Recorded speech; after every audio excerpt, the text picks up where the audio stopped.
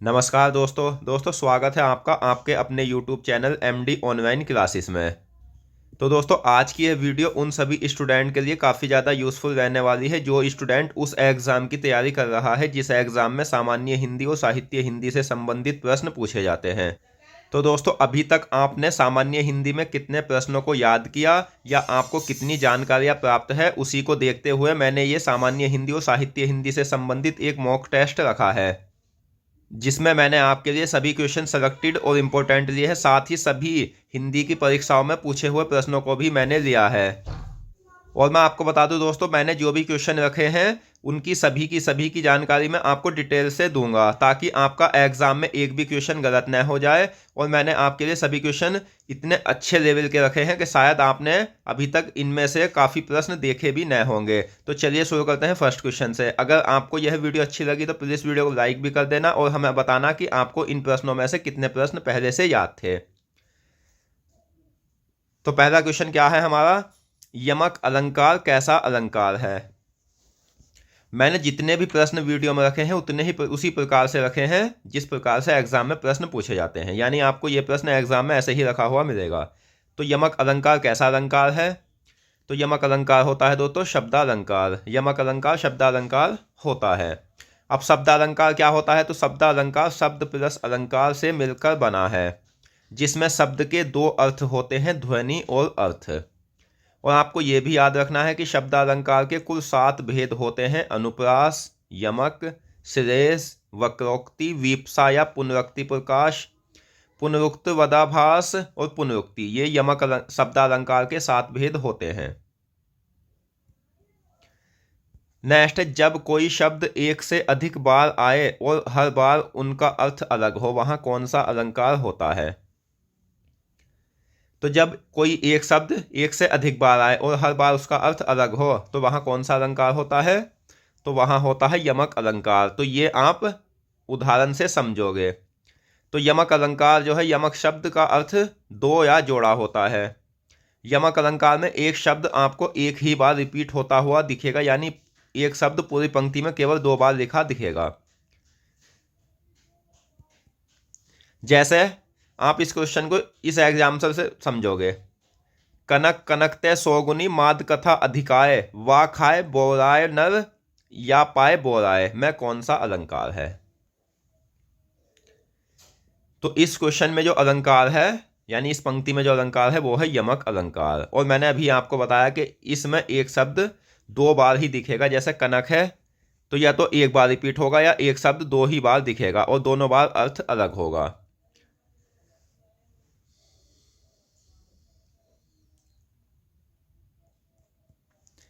अगला क्वेश्चन है, हिंसा का विलोम शब्द क्या होगा। तो हिंसा का विलोम शब्द क्या होगा, पहले तो मैं आपको बता दूं विलोम शब्द का अर्थ उल्टा या विपरीत होता है। विलोम शब्द को विपर्याय, विपरीतार्थक और प्रतिलोमार्थक शब्द भी कहते हैं। और हिंसा का जो विलोम शब्द होता है वो क्या होता है, तो अहिंसा हिंसा का विलोम शब्द होता है। और आपको कुछ और विलोम शब्द है ये भी याद रखने हैं, जैसे अतिवृष्टि का अनावृष्टि, आर्द्र का शुष्क, रेगिस्तान का उपजाऊ और बाढ़ का सूखा। नेक्स्ट, निम्नलिखित में से शांति शब्द का विलोम शब्द क्या है। तो शांति शब्द का विलोम शब्द क्या होता है दोस्तों, तो सही आंसर है ऑप्शन सी, कोलाहल। सॉरी दोस्तों, अशांति। ऑप्शन डी सही आंसर है। शांति शब्द का विलोम शब्द अशांति होता है। नेक्स्ट है, निम्नलिखित में से तड़ाग शब्द का पर्यायवाची शब्द क्या है। तो पर्यायवाची शब्द क्या है, तो ये हिंदी में एक टॉपिक समझ लीजिए या चैप्टर समझ लीजिए। तो पर्यायवाची शब्द को प्रतिबद्ध शब्द भी कहते हैं। ये शब्द जो होते हैं शब्द का अर्थ पूर्ण या आंशिक बताते हैं। और एक सा अर्थ बताने वाले शब्द को पर्यायवाची शब्द कहते हैं। जैसे एक सा मतलब, जैसे हम नयन कह लीजिए, नयन को हम आंख भी बोल सकते हैं, तो दोनों के अर्थ एक ही है। तो इस प्रकार से एक सा अर्थ बताने वाले शब्द पर्यायवाची शब्द कहलाते हैं। तो तड़ाग का जो पर्यायवाची शब्द है वो क्या है, तो तालाब। ऑप्शन बी सही आंसर है।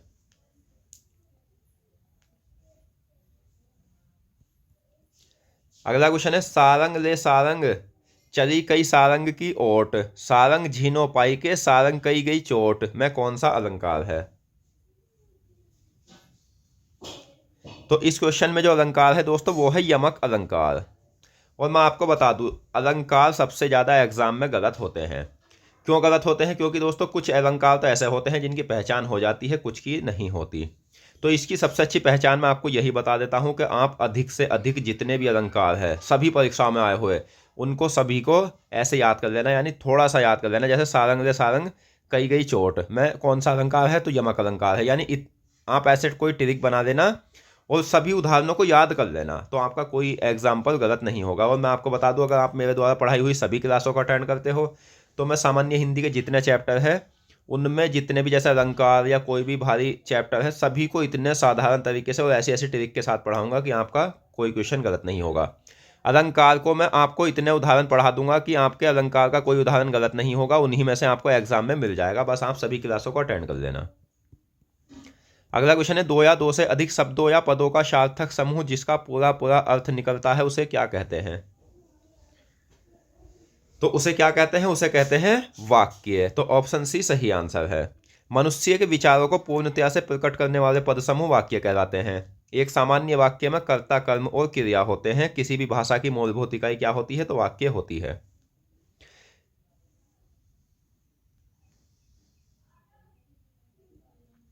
नेक्स्ट है, मनुष्य के विचारों को पूर्णतया से प्रकट करने वाले पद समूह क्या कहलाते हैं?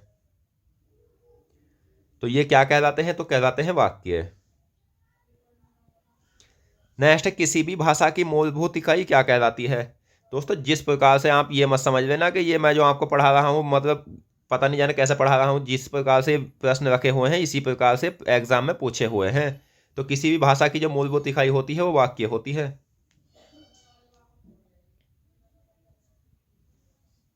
नेक्स्ट, भाषा का पूर्ण अवयव क्या कहलाता है? तो भाषा का पूर्ण अवयव कहलाता है दोस्तों वाक्य। और आपको यह भी याद रखना है कि वाक्य का कोई ना कोई सार्थक अर्थ जरूर निकलता है। जैसे राम विद्यालय जाता है, तो यह तो वाक्य हो गया। यह वाक्य चार शब्दों से मिलकर बना है। यह भी आपको याद रखना है कि जैसे राम विद्यालय जाता है, और अगर यह होता कि विद्यालय जाता है राम, यह वाक्य नहीं है क्योंकि इसमें कोई सार्थक अर्थ नहीं मिल रहा है। यह क्या है? तो यह शब्द समूह होता है। नेक्स्ट है, एक सामान्य वाक्य में मुख्यतः क्या क्या पाए जाते हैं? तो एक सामान्य वाक्य की अगर हम बात करें तो इसमें पाया जाता है कर्ता, कर्म और क्रिया। ये सभी एक सामान्य वाक्य में पाए जाते हैं। इनके बिना वाक्य अधूरा होगा, ये समझ लीजिए।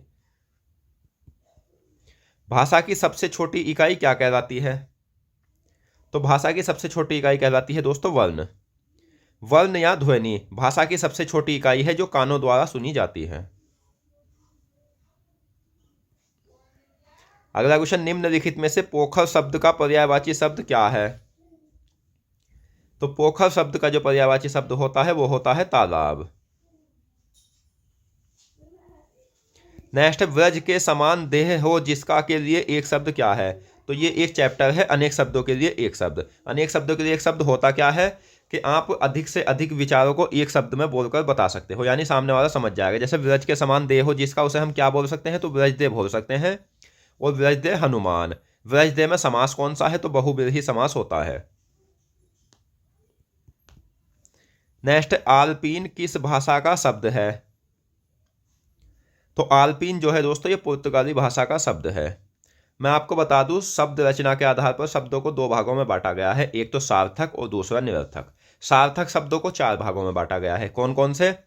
रचना या बनावट के आधार पर, उत्पत्ति स्रोत या इतिहास के आधार पर, तीसरा अर्थ के आधार पर, और चौथा होता है दोस्तों प्रयोग, रूप और विकार के आधार पर। तो ये जो उत्पत्ति स्रोत और इतिहास के आधार पर शब्द बटे होते हैं उनमें आते हैं तत्सम, तद्भव और देशज विदेशज।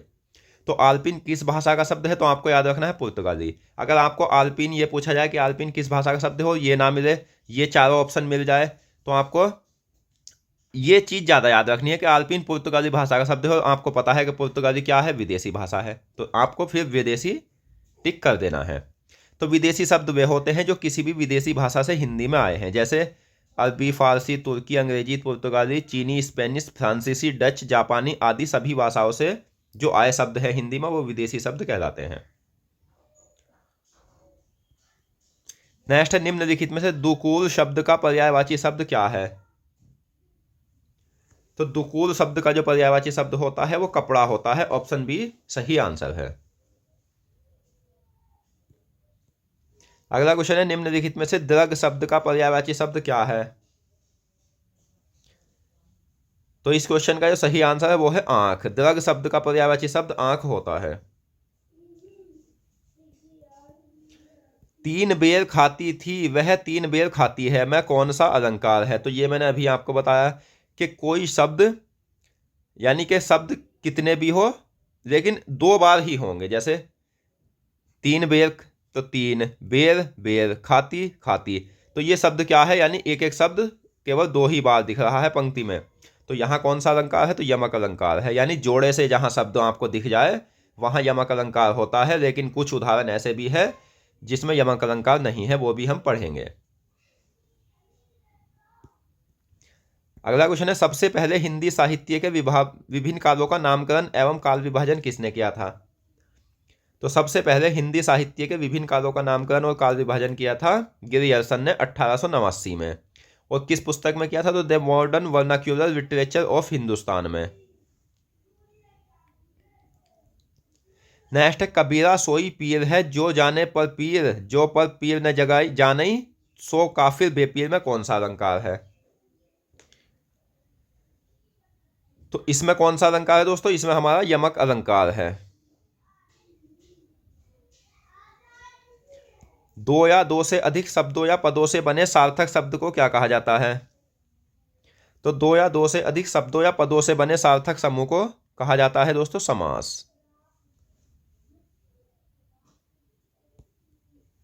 समास का शाब्दिक अर्थ क्या होता है?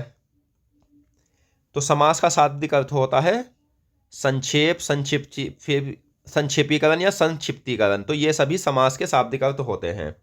तो दो या दो से अधिक शब्दों या पदों से बने सार्थक समूह शब्द को समास कहते हैं। समास में दो पद का होना आवश्यक है, एक तो पूर्व पद और दूसरा दोस्तों उत्तर पद। पहले पद को पूर्व पद तथा दूसरे पद को उत्तर पद कहा जाता है। इन दोनों पदों के मेल से बने नए पद सामासिक पद कहलाते हैं या समस्पस्त कहलाते हैं। यानी ये जो मैं आपको पॉइंट पढ़ा रहा हूं ये भी समझाऊंगा आगे, आप एग्जाम्पल से एकदम समझ जाओगे। सामासिक पद में परसर्ग यानी विभक्ति चिन्ह गायब हो जाता है तथा समास विग्रह करने पर विभक्ति चिन्ह दिखाई देता है। वाक्य के प्रमुख तत्व कितने होते हैं? तो वाक्य के जो प्रमुख तत्व होते हैं वो कितने होते हैं? तो 6 होते हैं। जो कौन कौन से होते हैं? आकांक्षा, योग्यता, सार्थकता, पदक्रम, अन्वय और सन्निधि या आसक्ति। ये वाक्य के प्रमुख 6 तत्व होते हैं। ध्वनि का लिखित रूप क्या कहलाता है? तो ध्वनि का लिखित रूप कहलाता है दोस्तों वर्ण। पर्वत जिसके पीछे सूर्य अस्त होता है के लिए एक शब्द क्या है? तो वह पर्वत जिसके पीछे सूर्य अस्त होता है वो कहलाता है अस्ताचल। अगला क्वेश्चन है, गरगर का तद्भव रूप क्या है? तो गरगर क्या है? एक तत्सम शब्द है। और तत्सम शब्द की मैं सबसे अच्छी आपको पहचान ये बता देता हूं कि जहां कोई भी किसी भी शब्द में आपको कोई आधा अक्षर दिखे वो शब्द तत्सम होगा। जहां पेट चिरा शय दिखे वो शब्द तत्सम होगा। बड़ा शय दिखे वहां शब्द तत्सम होगा। क्षत्रिय वाला कै दिखे तो वहां शब्द तत्सम होगा। और अगर आपको शुरू में वै दिखे जैसे वर, वधु, तो ये शब्द तत्सम होंगे। और दोस्तों ज्ञ से ज्ञानी वाला ज्ञ दिखे तो ये भी शब्द आपका तत्सम होगा। तो गरगर का तत्सम तद्भव रूप क्या होता है? गागर। क्योंकि तद्भव शब्द जो होते हैं वो तत्सम शब्दों से विकृत होकर बने होते हैं। और आपको यह भी याद रखना है कि गो का तद्भव गाय, गर्धव का गधा, घट का घड़ा होता है। अगला क्वेश्चन, माला फेरत जुग भया फिरा न मन का फेर, कर का मन का डारी दे मन का फेर, में कौन सा अलंकार है? तो यहां जो अलंकार है दोस्तों यमक अलंकार है। तो ऑप्शन बी आपका सही आंसर है। नेक्स्ट, आचार्य भरत ने रसों की कितनी संख्या मानी है? तो आचार्य भरत के अनुसार जो रसों की संख्या होती है वो 8 होती है। तो ऑप्शन ए याद रखना है। इन्होंने शांत रस को रस नहीं माना है। तो इन्होंने कौन कौन से रस माने हैं? श्रृंगार रस, वीर रस, हास्य रस, करुण रस, वीर रस, विभत्स रस, रोद रस, भयानक रस और अद्भुत रस, इन्होंने ये रस माने हैं, शांत रस को इन्होंने रस नहीं माना है। अगला क्वेश्चन है, हिंदी साहित्य को कितने कालों में बांटा गया है? तो हिंदी साहित्य को जो बांटा गया है वो 4 कालों में बांटा गया है, जिनमें सबसे पहला काल है आदिकाल, जिसे हम वीरगाथा काल भी कहते हैं। दूसरा है पूर्व मध्यकाल, जिसे हम भक्ति काल भी कहते हैं। तीसरा है उत्तर मध्यकाल, जिसे हम रीतिकाल कहते हैं। और चौथा है आधुनिक काल, जिसे हम गद्य काल भी कहते हैं। वाक्य के एक पद को सुनकर दूसरे पद को सुनने या जानने की जो स्वाभाविक उत्कंठा जागती है उसे क्या कहते हैं? तो वो हमारी कहलाती है आकांक्षा। आकांक्षा का अर्थ क्या होता है? तो आकांक्षा का अर्थ होता है दोस्तों इच्छा। वाक्य अपने आप में पूरा होना चाहिए, उसमें किसी भी शब्द की कमी नहीं होनी चाहिए। जैसे राम गेंद खेल रहा है, तो यह वाक्य पूरा है, इसमें कर्ता भी है, कर्म भी है और क्रिया भी है। जैसे गेंद खेल रहा है, तो यह वाक्य पूरा नहीं है, क्योंकि इसमें कर्ता यानी काम करने वाले की कमी है कि काम कौन कर रहा है, गेंद खेल कौन रहा है। तो यहाँ मन में शंका है कि खेल कौन रहा है, यानी काम होने का पता लगे लेकिन करने वाले का पता ना लगे, तो वहाँ क्या होता है? आकांक्षा होता है।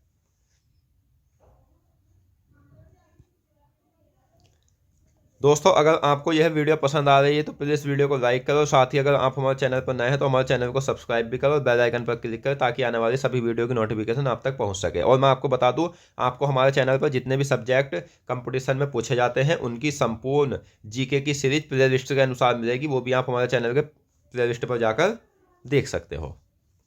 जिसका क्षर या क्षय न हो सके उसे क्या कहते हैं?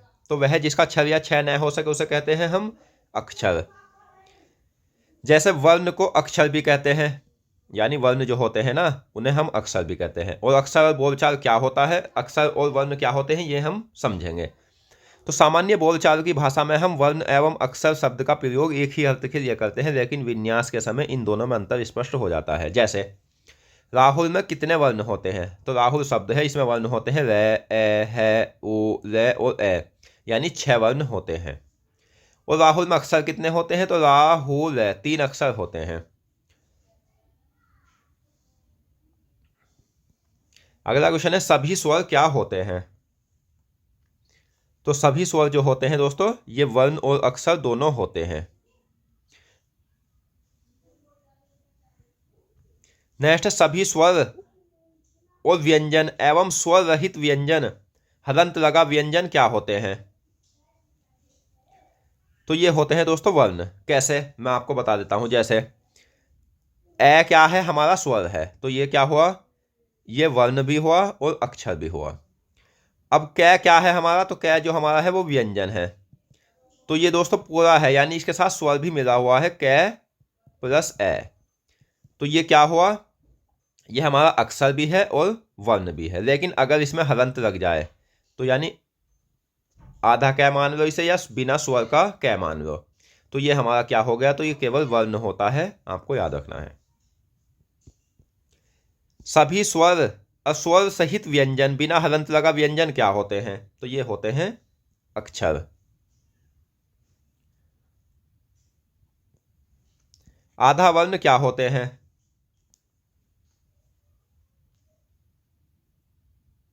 तो आधे वर्ण जो होते हैं ये वर्ण होते हैं, ऑप्शन ए याद रखना है। वह मूल ध्वनि जिसके खंड न हो सके उसे या बोला जाने वाला सबसे छोटा से छोटा टुकड़ा क्या कहलाता है? तो वह मूल ध्वनि क्या होती है जिसके खंड न हो सकती है या बोला जाने वाला सबसे छोटा से छोटा टुकड़ा होता है? अक्षर, वर्ण। ऑप्शन ए सही आंसर है। यानी दोस्तों मैं आपको समझा देता हूं, जैसे हमने कै भी सब पढ़ा, तो ये स्वर सहित है, तो इसके तो हम वर्ण खंडन कर सकते हैं, जैसे कै प्लस ए, ऐसे कर सकते हैं। लेकिन दोस्तों वह मूल ध्वनि जिसके खंड न हो सके, जैसे कै ये हलंत लगा हुआ है, आधा कै है, तो हम इसके अभी तोड़ नहीं सकते, यानी इसमें स्वर नहीं है, तो ये क्या होगा? तो ये वर्ण होगा। अगला क्वेश्चन है, ध्वनियों अर्थात वर्णों को लिखने के लिए जिन चिन्हों की आवश्यकता होती है क्या कहलाते हैं? तो वे चिन्ह क्या होते हैं? तो वे कहलाते हैं लिपि चिन्ह। नेक्स्ट है, हिंदी भाषा किस लिपि में लिखी गई होती है? तो हिंदी भाषा लिपि है देवनागरी लिपि। हिंदी की जो लिपि होती है वो देवनागरी लिपि होती है।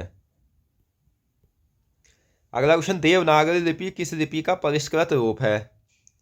तो ये ब्राह्मी लिपि का परिष्कृत रूप होती है। चाबी किस भाषा का शब्द है? तो चाबी किस भाषा का शब्द होता है? ये होता है पुर्तगाली भाषा का शब्द। आदिकाल को वीर गाथा काल किसने कहा है? तो दोस्तों आदिकाल को जो वीर गाथा काल कहा है वो रामचंद्र शुक्ल ने कहा है। अगला क्वेश्चन, सामासिक शब्दों को तोड़ने या पदों के बीच संबंधों को स्पष्ट करना क्या कहलाता है? तो कहलाता है समास विग्रह। तो समास विग्रह क्या होता है, मतलब कैसे होता है? तो जैसे राजपुत्र, तो ये तो हो गया सामासिक पद, यानी दो या दो से अधिक पदों से मिलकर बना होता है। अब समास विग्रह करने पर जैसे राजा का पुत्र, ये हो गया हमारा समास विग्रह। समास विग्रह करने पर इसमें विभक्ति क्या है? का। तो विभक्ति का हमारा दिखाई देगी, यानी कोई भी विभक्ति दिखाई देगी, और इसे समासिक पद अगर हम इसे जोड़ देंगे यानी इसे समास बना देंगे तो ये विभक्ति का खत्म हो जाती है, गायब हो जाती है। अगला क्वेश्चन, समास के पदों को अलग करना क्या कहलाता है?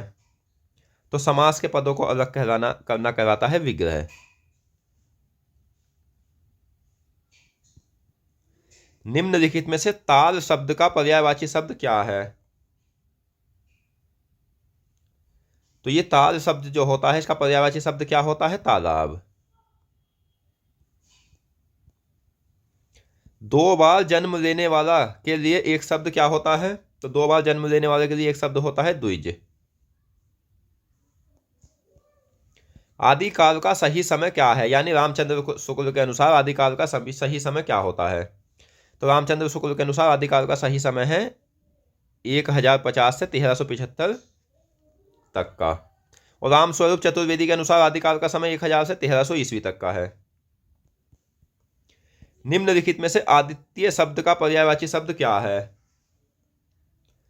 तो आदित्य शब्द का पर्यायवाची शब्द क्या होता है? देवता। लाटानुप्रास कैसा अलंकार है? तो लाटानुप्रास जो होता है ये अनुप्रास अलंकार होता है, यानी ये शब्द अलंकार के अंतर्गत आता है। अनुप्रास अलंकार अनु प्लस प्रास दो शब्दों से मिलकर बना होता है, जिसमें अनु का अर्थ होता है बार बार तथा प्रास का अर्थ होने वाला है वर्णन या अक्षर। अनुप्रास अलंकार के कुल 5 भेद होते हैं: छेकानुप्रास, वृत्त्यानुप्रास, लाटानुप्रास, तृतीयानुप्रास और अंत्यानुप्रास। जब कोई शब्द या वाक्य की आवृत्ति बार बार हो परंतु अर्थ न बदले, वहां कौन सा अलंकार होता है? तो वहां कौन सा अलंकार होता है? लाटानुप्रास। जैसे उदाहरण के लिए, वही मनुष्य है जो मनुष्य के लिए मरे।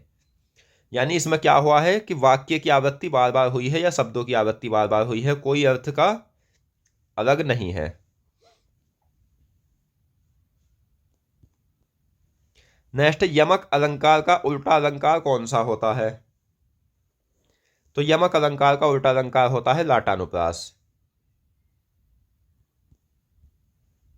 राम हृदय जाके नहीं विप्ति सुमंगल ताही में कौन सा अलंकार है? तो इसमें है दोस्तों लाटानुप्रास।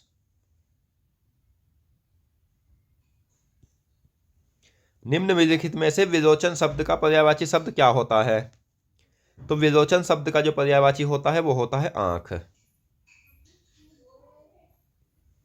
पूर्व मध्य काल को अन्य किस नाम से जाना जाता है? तो पूर्व मध्य काल को अन्य किस नाम से जाना जाता है? भक्ति काल के नाम से।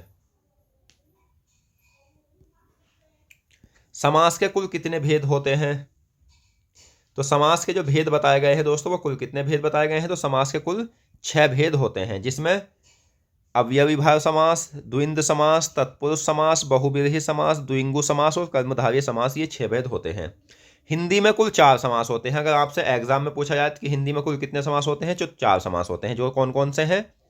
अव्ययीभाव समास, द्विंद समास, तत्पुरुष समास और बहुव्रीहि समास। नोट, आपको ये याद रखना है कि हिंदी में द्विंगु तथा कर्मधारय समास को तत्पुरुष समास के उपभेद माना गया है। संस्कृत के अनुसार समासों की संख्या 6 होती है।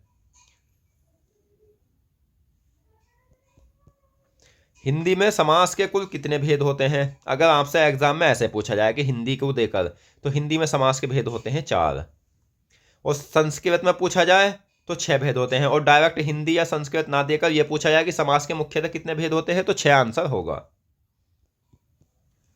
अगला क्वेश्चन, नज, उलोक, मध्यम पद लोपी, उपपद प्रादि म्यूल, व्यक्यादि आदि किस समास के अन्य उपभेद हैं?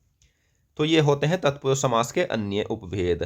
तत्पुरुष समास के मुख्य दो ही भेद होते हैं, द्विगु समास और कर्मधारय समास। नेक्स्ट, निम्नलिखित में से देव शब्द का पर्यायवाची शब्द क्या है? तो देव शब्द का जो पर्यायवाची शब्द होता है देवता होता है। चख शब्द का पर्यायवाची शब्द क्या है? तो सही आंसर है आंख।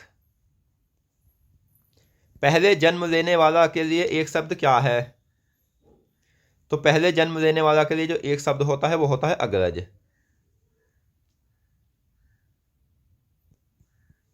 अगला क्वेश्चन है, ग्राहक का तद्भव रूप क्या होता है? तो ग्राहक शब्द का तद्भव रूप होता है गाहक। गोमय का तद्भव रूप होता है गोबर। अंतरंग का विलोम शब्द क्या होगा? तो अंतरंग का जो विलोम शब्द होता है वो होता है बहिरंग। और आपको कुछ ये विलोम शब्द और याद करने हैं, जैसे अल्पमत बहुमत, प्रकाश अंधकार, साधु असाधु, भाग्य दुर्भाग्य, उन्नति अवनति, चिरंतन नश्वर। अगला क्वेश्चन है, तीन रंग है जिसमें के लिए एक शब्द क्या है? तो वो होता है तिरंगा यानी ध्वज। और तिरंगे में कौन सा समास होता है? तो आपको याद रखना है बहुव्रीहि समास। अगला क्वेश्चन है, भक्ति काल का सही समय क्या है? यानी रामचंद्र शुक्ल के अनुसार भक्ति काल का सही समय क्या होता है? तो 1375 से 1750 तक का समय। राम स्वरूप चतुर्वेदी के अनुसार 1350 से 1650 तक का समय होता है भक्ति काल का। यश का विलोम शब्द क्या होगा? तो यश का जो विलोम शब्द होता है वो होता है दोस्तों अपयश। धर्मी का अधर्मी, लाभ का हानि, मान का अपमान, अल्प का प्रचुर, इच्छा का निच्छा और धर्म का अधर्म, ये सभी विलोम शब्द होते हैं। अगला क्वेश्चन है, निम्नलिखित में से इष्ट शब्द का विलोम शब्द क्या है? तो इष्ट शब्द का विलोम शब्द होता है अनिष्ट। वह समास जिसका पूर्व पद यानी पहला पद प्रधान होता है क्या होता है? तो वह समास कहलाता है अव्ययी भाव समास।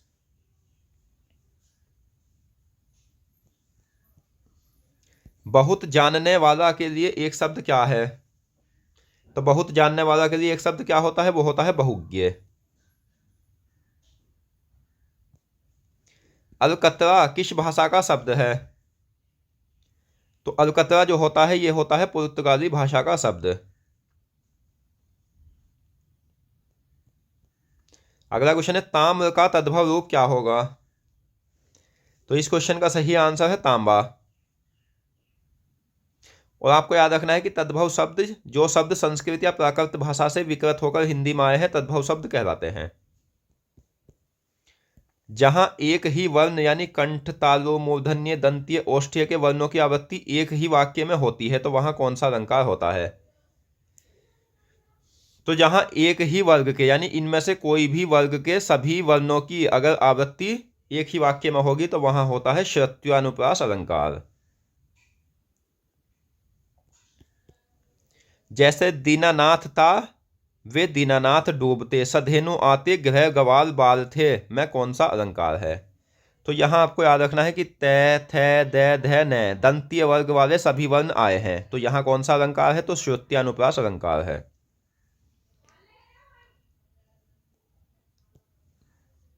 निम्नलिखित में से अमर और सुर शब्द का पर्यायवाची शब्द क्या है? तो अमर और सुर शब्द के पर्यायवाची शब्द है देवता। अगला क्वेश्चन है, निम्नलिखित में से अक्ष शब्द का पर्यायवाची शब्द क्या होता है? सही आंसर है आंख। नेक्स्ट, वह समास जिसका उत्तर पद यानी दूसरा पद प्रधान होता है क्या कहलाता है? तो वो समास क्या कहलाते हैं जिनका दूसरा पद प्रधान होता है? तत्पुरुष समास कहलाते हैं। तत्पुरुष समास के मुख्य उपभेद द्विगु और कर्मधारय समास होते हैं। और द्विगु और कर्मधारय समास का भी दोस्तों उत्तर पद यानी दूसरा पद ही प्रधान होगा, ये भी आपको याद रखना है। अंत्यानुप्रास अलंकार किस अलंकार के अंतर्गत आता है? तो अंत्यानुप्रास अलंकार जो होता है ये अनुप्रास अलंकार के अंतर्गत आता है। जहां पद के अंत में तुक मिलती हो वहां कौन सा अलंकार होता है? तो वहां होता है अंत्यानुप्रास अलंकार। तुक जैसे जय हनुमान ज्ञान गुण सागर, जय कपीस तिहु लोक उजागर, यानी आगर आगर, यहां तुक मिल रही है तो यहां अंत्यानुप्रास अलंकार है। अगला क्वेश्चन है गमला किस भाषा का शब्द है? तो गमला जो है ये पुर्तगाली भाषा का शब्द होता है। क्रिया के जिस रूप से कार्य करने या होने के समय का बोध हो क्या कहलाता है? तो वो क्या कहलाता है? वो कहलाता है वाक्य काल। सॉरी, काल के 3 भेद होते हैं, भूतकाल, वर्तमान काल और भविष्य काल। काल के कितने भेद होते हैं? तो सही आंसर है 3। अगला क्वेश्चन है कमल के समान है नयन जिसके? तो वो क्या कहलाता है जिसमें कमल के समान नयन होते हैं? कमल नयन, जिसे विष्णु भी कहा जाता है, यानी कमल नयन में बहुव्रीहि समास है। अगला क्वेश्चन वह समास जिसमें दोनों पद प्रधान होते हैं कौन सा होता है? तो वह समास कौन सा होता है जिसमें दोनों पद प्रधान होते हैं? वो होता है द्विंद समास।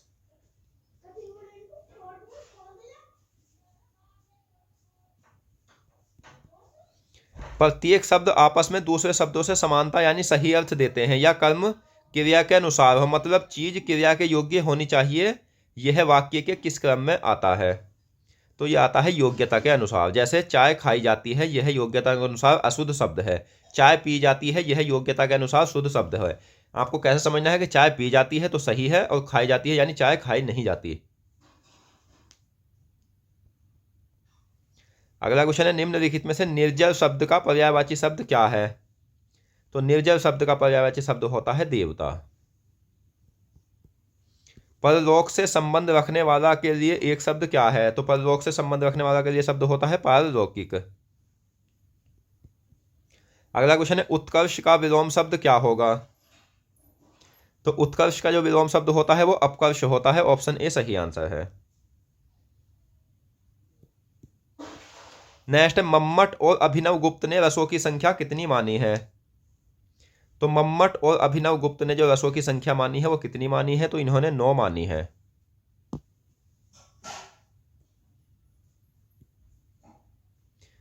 अगला क्वेश्चन सूरदास और कुंभन दास के गुरु कौन थे? तो सूरदास और कुंभन दास के जो गुरु थे वो थे वल्लभाचार्य। वल्लभाचार्य सूरदास और कुंभन दास के गुरु थे, आपको याद रखना है। रिक्शा किस भाषा का शब्द है? तो रिक्शा जो है दोस्तों ये जापानी भाषा का शब्द है। Option C. महाकवि अथवा कवियों में राजकुमार कौन कहलाते थे? तो महाकवि अथवा कवियों में राजकुमार कहलाते थे अमीर खुसरो। आकुंचन का विलोम शब्द क्या होगा? तो आकुंचन का जो विलोम शब्द होता है वो होता है प्रसारण। शीत का उष्ण होता है, उग्र का सौम्य होता है, कृष्ण का शुक्ल, ठंड का गर्म और मित्र का शत्रु विलोम शब्द होता है। अगला क्वेश्चन वह समास कौन सा होता है जिसमें कोई पद प्रधान न होकर कोई तीसरा पद प्रधान होता है?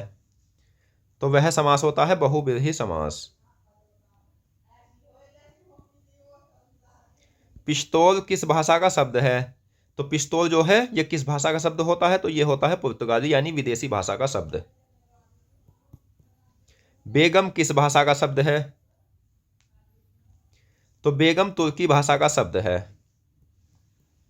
रीतिकाल का सही समय क्या है? तो आचार्य रामचंद्र शुक्ल के अनुसार रीतिकाल का सही समय है 1700 से 1900 ईस्वी तक। रामस्वरूप चतुर्वेदी के अनुसार रीतिकाल का सही समय क्या है? ऑप्शन बी 1650 से 1850 तक का समय। 3 है लोचन जिसके? तो 3 है लोचन जिसके त्रिलोचन। त्रिलोचन को शिव भी कहा जाता है, तो इसमें कौन सा समास है? बहुव्रीहि समास है। अगला क्वेश्चन गायक का तद्भव रूप क्या होगा? तो गायक का तद्भव रूप होता है गवैया। गोधूम का तद्भव रूप क्या होगा? को गोधूम का तद्भव रूप होता है दोस्तों गेहूं। जिसके आने की तिथि ज्ञात न हो के लिए एक शब्द क्या है? तो उसे हम बोल सकते हैं अतिथि। निम्नलिखित में से प्रक्षण शब्द का पर्यायवाची शब्द क्या है? तो प्रक्षण शब्द का पर्यायवाची शब्द है आंख। अगला क्वेश्चन, निम्नलिखित में से प्रेक्षण शब्द का पर्यायवाची शब्द क्या है? तो हमने अभी पढ़ लिया है। हिंदी के प्रथम कवि किस काल के हैं? तो हिंदी के जो प्रथम कवि है, यानी कोई भी हिंदी का प्रथम कवि के नाम से अगर एग्जाम में पूछा जाए तो वो क्या है? आदिकाल के कवि है। ये भी मैं आपको बताऊंगा कि हिंदी के प्रथम कवि कौन कौन से होते हैं। अर्ध का तद्भव रूप क्या है? तो अर्ध का जो तद्भव रूप है वो है आधा। तीन वेनियां मिलती है जहां या जिसमें, तो क्या है? त्रिवेणी। और त्रिवेणी में कौन सा समास है? तो दोस्तों त्रिवेणी में बहुब्रीहि समास है। अगला क्वेश्चन है, पान वान खाओगे, यह वाक्य के किस क्रम की दृष्टि से अशुद्ध वाक्य है? तो यह है सार्थकता की दृष्टि से, यानी पान वान खाओगे यह अशुद्ध है और पान खाओगे यह शुद्ध वाक्य होता है। आपको याद रखना है कि वाक्य का कुछ ना कुछ अर्थ जरूर निकलना चाहिए, जब भी वह सार्थक वाक्य होगा। अष्ट का तद्भव रूप क्या है? तो दोस्तों अष्ट का जो तद्भव रूप होता है वो क्या होता है? तो वो होता है 8। श्रेष्ठ का अर्थ क्या होता है? तो श्रेष्ठ का अर्थ होता है चिपका हुआ। श्रेष्ठ अलंकार किस अलंकार के अंतर्गत आता है? तो श्रेष्ठ अलंकार जो होता है ये शब्द अलंकार के अंतर्गत आता है, तो ऑप्शन बी सही आंसर है। जहां कोई शब्द एक से अधिक या वाक्य में कोई शब्द कुल 3 या 4 बार दिखे वहां कौन सा अलंकार होगा? ये सबसे अच्छी पहचान है श्रेष्ठ अलंकार की। यानी कोई एक शब्द एक से अधिक 3 या 4 बार आपको पूरी पंक्ति में दिखाई दिया जाए तो वहां श्रेष्ठ अलंकार होगा। जैसे रहीमन पानी राखिए, बिन पानी सब सून, पानी गए न उबरे, मोती मानस चून। तो इसमें 1 पानी, 2 पानी, 3 पानी, तो ये 3 बार आया है एक शब्द, तो सही आंसर है श्रेष्ठ अलंकार। नेक्स्ट, अंगरक्षक का तद्भव रूप क्या है? तो अंगरक्षक का तद्भव रूप होता है अंगरखा। पत्तों का झड़ जाना पतझड़ या ऋतु कहलाता है, और पतझड़ और ऋतु में कौन सा समास है? तो बहुव्रीहि समास है। तंबाकू और बाल्टी किस भाषा के शब्द है? तो यह है पुर्तगाली भाषा के। आधुनिक काल का सही समय क्या है? तो आधुनिक काल का समय है 1900 से अब तक का समय। रामचंद्र शुक्ल के अनुसार आधुनिक काल का समय क्या है? तो रामचंद्र शुक्ल के अनुसार है 1900 से अब तक का समय। रामस्वरूप चतुर्वेदी ने आधुनिक काल का सही समय क्या माना है? तो इन्होंने माना है 1850 से अब तक का समय। नेक्स्ट है, रस के कितने अंग होते हैं? तो रस के 4 अंग होते हैं, विभाव, अनुभाव, संचारी भाव और स्थायी भाव। रस का अवयव अंग नहीं होता, तो वो नहीं होता उत्साह। रातों रात में कौन सा समास है? तो रातों रात में जो समास होता है वो अव्ययी भाव समास होता है। आपको अव्ययी भाव की एक समास की और पहचान रखनी है। जो शब्द अनु, आप्रति, भर, यथा, यावत, हर से जुड़े होंगे अधिकतर वे समास अव्ययी भाव समास होते हैं। जैसे प्रतिदिन में कौन सा समास है? तो मैंने अभी आपको बताया कि जो इससे जुड़े होंगे इन शब्दों से, तो वो है अव्ययी भाव समास। वाक्य बनाते समय पहले कर्ता फिर कर्म फिर क्रिया का होना आवश्यक होता है। यह वाक्य के किस क्रम के अंतर्गत आता है? तो यह आता है पद क्रम के अंतर्गत। जैसे राकेश पुस्तक पढ़ता है, पहले कर्ता फिर कर्म, पढ़ता है क्रिया, तो ये शुद्ध हुआ। राकेश पढ़ता पुस्तक है, तो ये कर्ता क्रिया और कर्म आ गई, तो ये वाक्य अशुद्ध है। अगला क्वेश्चन है, वल्लभाचार्य के गुरु कौन थे? तो वल्लभाचार्य के गुरु थे विष्णु स्वामी। हिंदी के प्रथम कवि होने का श्रेय किसे प्राप्त है? तो हिंदी के प्रथम कवि होने का श्रेय प्राप्त है सरहपा को। आपको यह भी याद रखना है कि हिंदी के प्रथम कवि कौन है, इसको लेकर मतभेद है, परंतु अलग अलग विद्वानों ने हिंदी के प्रथम कवि अलग अलग माने हैं, लेकिन हिंदी का प्रथम कवि होने का श्रेय सरहपा को प्राप्त है। निम्नलिखित में से गिरवान शब्द का पर्यायवाची शब्द क्या है? तो गिरवान शब्द का पर्यायवाची शब्द होता है दोस्तों देवता। वह कौन सा समास है जिसका पहला पद विशेषण जबकि दूसरा पद विशेष्य होता है और विशेष्य के कारण ही उसका दूसरा पद प्रधान होता है? तो वो होता है तत्पुरुष समास। विभक्ति के आधार पर तत्पुरुष समास के कुल कितने भेद होते हैं? विभक्ति के आधार पर तत्पुरुष समास के भेद होते हैं दोस्तों 6। कौन कौन से? कर्म, करण, संप्रदान, अपदान, संबंध और अधिकरण।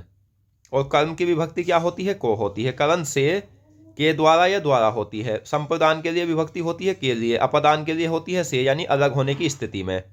संबंध का, के की, रा रे री या को। अधिकरण में पर, यह विभक्ति होती है।